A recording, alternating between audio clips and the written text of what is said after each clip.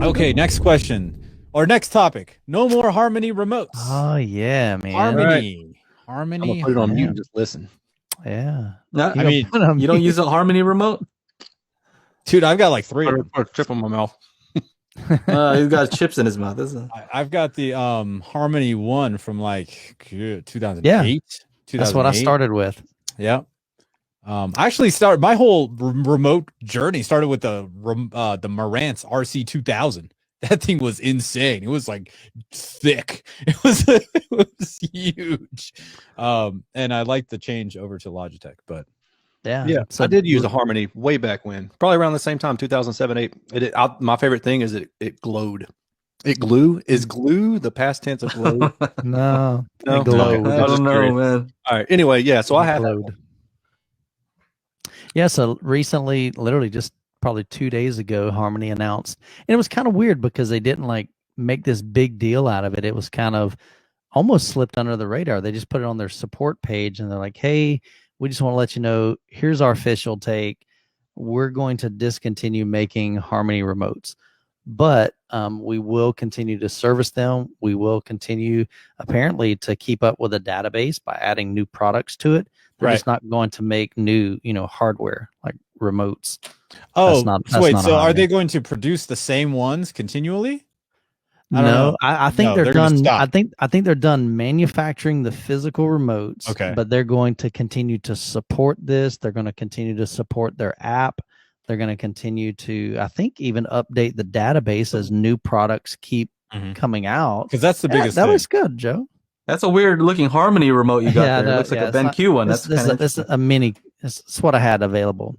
I mean, I can go upstairs and grab 4 of them if you want. But what's interesting to me is I threw it out to my audience a couple days ago, and I've got so many people in the comments are like, man, I love my Harmony. It's not perfect. We all know Harmony is not perfect. But to me, the thought is, okay, Harmony pretty much had that market cornered. I mean, in the universal remote, they had that area cornered. It was affordable. A lot of their remotes you can pick up for, $60, $70, $100, 150. And then of course they've got the higher end that's like 350, 250, 200. That do a little bit more. They have the Harmony Hub that integrates with your phone, makes it easy to program. And so I think it really had a sweet niche, and really they had that market cornered. And so a lot of people are just really surprised that like, man, they're stopping this, and that's no longer going to be an option. And my big question is, a couple questions is, number one, is it because of like will smartphones and apps take the place of universal remote controls? No, I hope not. I mean, is that the direction that we're headed in this space? Is there going to be another manufacturer that's going to say, look, we'll be glad to step in that space and kind of take ownership of that? I don't know. Well, there are a couple that I know some of my viewers are like, hey, can you get this remote to check out? How's it, against a Harmony? And like, I've asked a few companies, and like, I don't want to spend like $300 on a remote just to see if it's okay. Sure. You want to get Chana to cuss? Just talk about the sofa baton that he really loves. Oh my God! Dude, let's think about there he goes. Piece of junk. There you go. So kind of part of that discussion is like, what are our alternatives? Okay. They got. So here's what I think. Here's what I think is I think ARC is taking over, because for the most part, what do people really want to use the Harmony for? You used to have it because inputs and switch coordinating all that. inputs, turning the thing on and off, volume control, mute, right? Pretty basic stuff For the most part. You don't want to have multiple remotes. Like, oh, let me turn up the remote. Where's the turn up the volume, right? So your one remote can do all that now if you're using HDMI ARC, right? You press the button, it turns on your sound bar or whatever you have, turns on the TV, you turn it off, all of it turns off, volume control, one remote. What's the use of the Harmony at that point?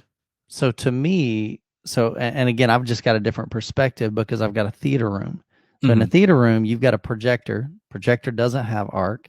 Projector doesn't have any apps built in, so you're not sending audio from the projector back into your system.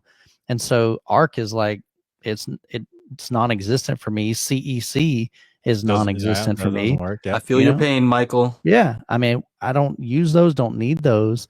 Doesn't work. It definitely, it's like, okay, so what do we have as options? Well, we got this guy right here. Typically, what is that? Okay, Control 4. So definitely that's an option. Expensive as crap. Not a cheap option. No, I mean, it looks cool. Look at that. Look at the touchscreen. That looks dope. So typically Control 4 and Crestron, and there's another one called Savant. All three of those. Right. All three of those typically, number one, they're pretty expensive. They're very awesome. They look great. I'm sure they got to be way more responsive on that LCD than the Harmony. Harmony sucks in that department. You click it or you touch it and you try to drag up and it's like, what do you want me to do? There's a little lag there. Whereas like on our phones and on those, they're probably really, really slick.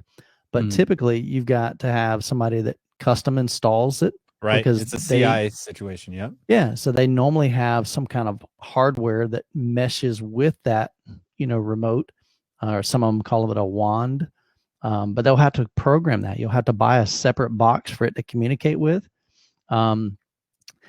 So to me, that's the biggest issue. Not so much the cost, but the bigger thing is paying somebody else to program it. Like I want just full control. I want to be able to go in there, and if I hit something and it doesn't quite work, I want to be able to go in there and go, okay, I want to add a delay here. I'm going to do this, or I just got a new AVR and I want to swap it out in there. So I just like that flexibility. And so that's the hard part with those other three brands. And there may be even other ones in that niche. And those fill a space, I'm sure, in the market, for guys that just want it to work every single time. I want to be able to hit watch movie and all my stuff turns on, all the inputs. My lights dim. Okay. My fan starts blowing. You know how many times my wife complained? She's like, the stupid remote didn't turn the thing on. Yeah. Or like, I mean, it's also, it could be like, it's pointed like just a little off and, it doesn't like, exactly what I was about to say. Cause I see Reginald says HDMI ARC and HDMI work well because, CEC can mess up your settings. And then Samuel also says ARC leads to things turning on and off when you don't want it to, turning off. So here's the thing. Yes, I've experienced that as well, but I've also experienced that same thing with the Logitech Harmony remote. Like 100%. When Sean is saying, maybe it's not pointed perfectly, and so it turns on the TV, and then you're like, oh shoot, let me turn off the TV, and then so it turns on the other thing, and then turns the TV off, and you're like, I do find myself, and then it's like off its groove, right? It's off its groove, and then I'm like bloody tech support. So my wife texts me, "Hey, can you come up here and turn on the TV?" I'm like, mother. Like, so you get it. Don't you need to know this by now? Nothing is perfect so far. I've experienced those same issues with Harmony. Even in the chat, like, what do you guys use? Are you using 30 remotes? Are you cool with that? Are you using? I mean, how about this? If there's anyone in the chat that uses the Savant, universal remote or the Control 4 Neo, is it worth the extra added expense? Does it work every single time? Is it 100% effective? Yeah, let us know. If anybody, and I'd be curious. I'd even just be curious to, and I asked one of my subscribers. They said that they use Control 4, and I said, just curious, like how much does it cost you to have your programmer make changes? And he said, honestly, my programmer doesn't charge me. It only takes him a few minutes. It's usually once or twice a year kind of thing. So for them, they really didn't need that. It's not a big deal for the programmer to do that. But I'm just curious, like, what would a system like a Control 4 run you? And I know there's a lot of different modules you can buy with them to control different things in your house. So it may be kind of like building a custom home. It's like, it really depends on what features you need and how many bedrooms and all that stuff. So, what we should also talk about is I'm reviewing this Sonos ARC, right? Mm-hmm. And it doesn't have a remote at all. Right? It just relies on HDMI ARC. Mm-hmm. But if you happen to not have HDMI ARC, let's say if you're going to use the optical, they have a little adapter that goes from optical to HDMI. Mm-hmm. Now you can't use that feature, but on the app it has like a learning feature where you can train any remote. Mm-hmm. It can recognize, basically it learns. You can just take a random remote and it can learn all the features.